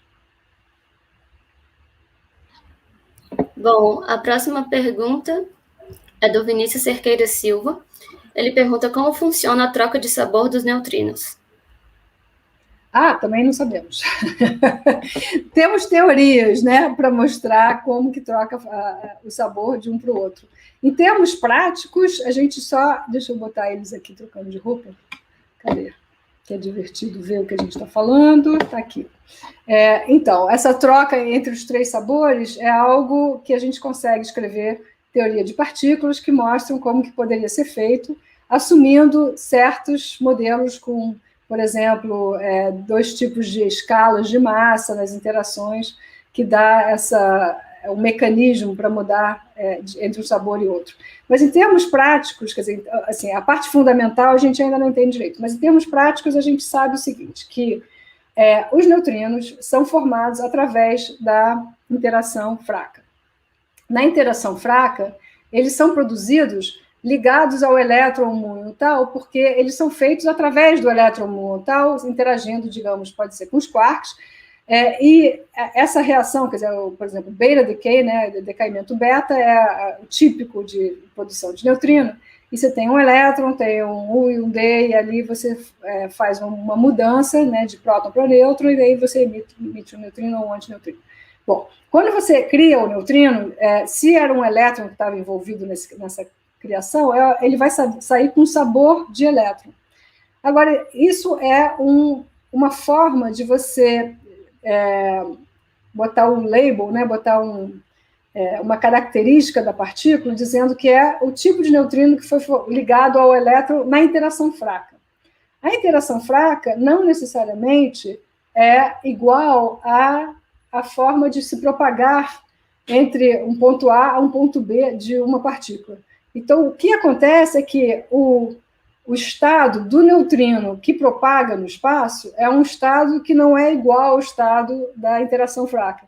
Então, quando ele é criado e ele começa a propagar, ele começa a se transmutar nos outros sabores, porque ele tem um pouquinho de componente dos outros e na propagação ele vai mudando de um para o outro, porque ele não é um estado só. Mas ele foi criado basicamente elétron. Só que quando ele chega, ele já pode ser basicamente uma mistura do mundo tal, por exemplo. Então, é um mecanismo muito interessante, e por isso que tem assim, muito esforço em termos de física de partículas, principalmente aqui nos Estados Unidos, quer dizer, no mundo todo, mas o projeto maior de física de partículas financiado pelos Estados Unidos agora é de lançar neutrinos do Fermilab, que era a versão anterior do CERN, passando por debaixo da Terra e chegar na Dakota do Sul, num detetor gigante lá, então fazer esse tipo de estudo para entender exatamente essa transmutação de um sabor para o outro, a questão da massa, a questão das interações fracas versus a propagação em si. Então vai ser muito bacana tentar entender isso melhor, mas não é óbvio. Absolutamente. Certo. A próxima pergunta é do Master Sama. A sigla poema é coincidência ou foi um trocadilho? É um trocadilho, não. Foi uma criação maravilhosa da Ângela, porque, obviamente, a gente tinha várias letras para brincar, e eu achei poema perfeito. Eu acho que, para vocês que vão fazer os próximos projetos, e ter que inventar uma sigla para um projeto, eu recomendo pensar mais ou menos como a gente pensou que chegamos ao poema. A gente, obviamente, brincou com várias opções, dados os nomes que estão aí, mas tem outras opções também. Mas você fazer uma sigla, que é uma palavra em português, né? Em espanhol também. Em inglês seria poem, sem o A. Então, o Astrophysics, eu podia ter posto Proof of Extreme Multi-Messengers, né? Não precisava do Astrophysics. Então, foi de propósito que funciona melhor em português do que em inglês. Mas os dois M's é crucial, porque se a gente pusesse com um M só, todo mundo que fizesse um Google de poema vai achar vários poemas e não vai achar nossa missão nunca. Então, é legal poder ser algo que soa igual a uma palavra que já existe, mas ter algo escrito diferente para poder ser único, ou pelo menos poucas opções no Google, quando a gente for procurar. Então, não foi coincidência. A próxima pergunta é da Bianca Oliveira. Qual a função do balão no projeto Poema e como ele contribui para baratear o mesmo? Então, o Poema é um projeto caro que tem vários aspectos dele. A câmera, que não dá para ver super bem aqui, mas está em azul e vermelho. A câmera azul é igualzinha ao telescópio de fluorescência e a câmera vermelha é igual ao telescópio de Cherenkov do nosso balão. Então, em vez de fazer uma câmera de 1,5 metro, a gente está fazendo câmeras menores, colocando em telescópios um pouco menores do que o do Poema e lançando no balão para provar que, se a gente lançar o Poema, a gente vai ver exatamente o que a gente imagina. Então, aqui tem, né, a escala do Poema são 4 metros de diâmetro, ou seja, bem maior do que a nossa escala aqui, que é mais ou menos 1,5 metro, e as câmeras são também um fator de, sei lá, 5 menor do que o do Poema, né? Então, a gente está fazendo pedacinhos do Poema, botando no balão. O balão sobe a 30 quilômetros em vez de 525 quilômetros, então a quantidade de atmosfera que o balão consegue observar é bem menor do que o Poema, mas a gente já consegue fazer um pouco do que a gente propõe que o Poema vai poder fazer. Então, a gente lançando esses balões, conseguindo passar bastante tempo lá em cima, mostrando que tudo funciona, e descobrindo coisas interessantes mesmo com o balão, já fica mais fácil conseguir o financiamento para ser lançado o Poema o mais cedo possível, né? Quer dizer, a gente está numa fila e pode ser adiado ou acelerado, dependendo do que eles chamam technical readiness, né? Se você está pronto tecnicamente para ser construído, especialmente porque é uma coisa cara, então não dá para ficar fazendo se não tiver mostrado que tudo funciona muito bem. Então, legal. A próxima pergunta é da Gislene Vaz. Boa tarde, professora. O seu trabalho no Poema também inclui participar da construção do telescópio? Boa pergunta. A gente certamente está construindo os telescópios dos balões. O telescópio Poema, que é uma missão bem mais cara, se a NASA aprovar esse tipo de telescópio, ele não vai dizer Ângela e time da Ângela, vão lá e constroem e manda que a gente lança no foguete. Eles vão fazer uma competição aberta com... então, um grupo que não participou nem do desenho do Poema, em princípio, pode ganhar a competição. E esse grupo vai, em geral, trabalhar junto com um grupo de centros da NASA, que são onde estão um grupo enorme de engenheiros com bastante experiência em lançar coisas para o espaço. Então, digamos, o controle do cientista num projeto de $1 bilhão é bem menor do que no balão. O balão é legal porque a gente faz tudo, só não faz o balão a NASA que dá, mas a gente chega na Nova Zelândia, quer dizer, a NASA também leva o nosso telescópio, mas todos os pedaços do telescópio, menos aquela antena de cima, que é a parte de comunicação, é nosso. A gente interage com a NASA para colocar certamente o nosso computador para saber falar direito com o computador da NASA, mas o resto somos todos nós que fazemos, então fica fácil de fazer dentro de uma universidade. Já um projeto de $1 bilhão tem que ser um sistema muito mais complexo, e não é uma universidade só que consegue fazer, ou mesmo 13 universidades. Tem que ser feito um pouco com o apoio de um centro de engenharia mais experiente, com um grupo maior de pessoas para testar tudo, e os cientistas são normalmente convidados para ser parte desse time, mas um laboratório da própria NASA passa a ser envolvido, digamos assim. Então, a gente espera que, obviamente, se a nossa proposta for aceita, que nós vamos ser parte do time que vai trabalhar junto com esses engenheiros, e por isso que eu já faço várias conexões com os engenheiros, eu e o resto do meu time, com os engenheiros desses centros, para a gente poder fazer em conjunto essas propostas. Muito interessante. A nossa última pergunta é do Marcelo Jales. Os átomos da atmosfera que interagem com os raios cósmicos, produzindo outras partículas, são regenerados de alguma forma? Ou existe uma taxa de queda no número desses átomos? Boa pergunta. Deixa eu pensar aqui, porque ninguém nunca me perguntou essa pergunta. Eu imagino que o efeito é muito pequeno, no sentido de que, pelo menos os nossos, né, porque eles são muito raros. Mas é verdade que o que a gente está fazendo é batendo em alguém, né? Então pode ser um átomo de hidrogênio, oxigênio, nitrogênio.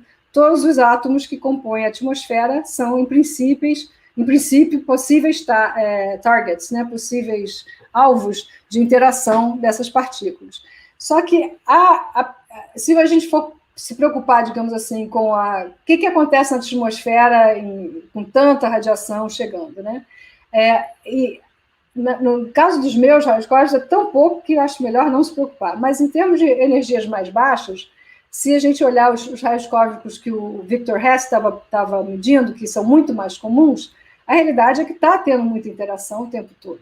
E isso, em termos da atmosfera em si, não muda a atmosfera, mesmo os raios cósmicos mais comuns, que são de energia mais baixa, ainda é muito pequeno comparado com o volume da atmosfera. O que é importante entender, e certamente é ligado à sua pergunta, é que essas partículas também interagem com o nosso corpo, né? Então, para os astronautas, não é uma coisa muito saudável ficar muito tempo lá fora, acima da atmosfera, ou mesmo para qualquer pessoa que viaja muito em avião, porque a gente fica sempre um pouco mais acima. E os raios cósmicos, a quantidade de radiação começa a aumentar quanto mais a gente sobe na atmosfera. Então, a questão da radiação e do efeito da radiação no corpo humano é uma coisa muito estudada, principalmente se a gente quer ficar indo para outros lugares, né? Se alguém quer voltar para a Lua, se querem ir para Marte, vamos ter que entender qual é o efeito dos raios cósmicos e como tentar consertar o efeito ou tentar evitar o efeito. Eu acho que evitar, a gente já pensou muito e não chegou a nenhuma boa conclusão, mas talvez consertar, quem sabe os biólogos conseguem dar uma certa ajuda. Mas é um problema, certamente, a radiação para uma densidade maior que o corpo humano tem. Mas eu acho que a atmosfera em si, a variação certamente vai ser uma interação, né? Vai ser como uma reação qualquer, você tem uma partícula que bate em outra e faz uma terceira. Se for um próton, vai continuar sendo um próton, o hidrogênio não vai para lugar nenhum, mas o nitrogênio pode ser quebrado, então vai ter as filhas do hidrogênio. Mas eu acho que a quantidade de filhas do hidrogênio do nitrogênio ainda é muito pequena em relação ao que tem na atmosfera. Então, o efeito eu acho que não é muito sério na atmosfera. Bom, então encerramos aqui as perguntas. Gostaria de agradecer mais uma vez a presença da senhora. Tem muitos comentários positivos aqui no chat do YouTube. Foi uma palestra realmente muito incrível, muito interessante. E se a senhora quiser deixar essas últimas considerações, fique à vontade. Então, eu só queria dizer que eu acho física o máximo. Vocês viram um monte de variações sobre um tema, né? A astronomia, a astrofísica, a física de partículas, e a habilidade que a gente tem de pular de um tema para o outro.